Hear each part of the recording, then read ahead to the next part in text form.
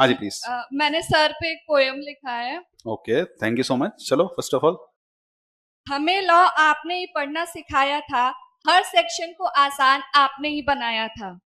हमें नहीं आता था लॉ को इंटरप्रेट करना, हमें नहीं आता था लॉ को इंटरप्रेट करना।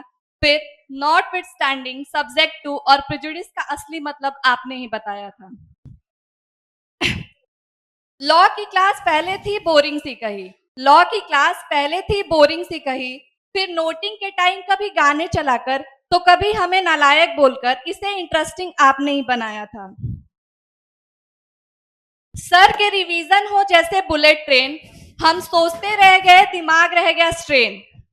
वो बढ़ते गए सेक्शन पे सेक्शन, हम ढूंढते रहे अभी तक लास्ट का कनेक्शन। फिर कहे तुम घर पे पढ़ते नहीं हो, फिर कहे तुम घर पे पढ़ते नहीं हो। हम सोचे सर बोलने का मौका भी तो देते नहीं हो। नोटबुक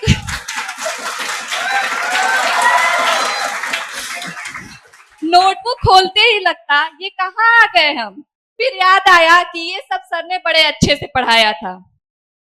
जब सेक्शन हो कंप्लीट तो कहें हाँ जी दोस्तों बन रही है कुछ बात। अगर कहीं फंसे तो कहें मैं हूं ना साथ। स्टेप बाय स्टेप कॉन्सेप्ट कैसे रखूं याद, आखिर ये सब आपने ही सिखाया था।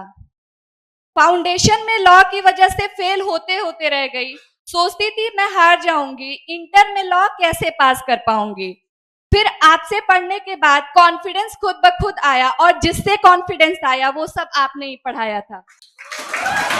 Thank you so much, means a lot and thank you for your kind words.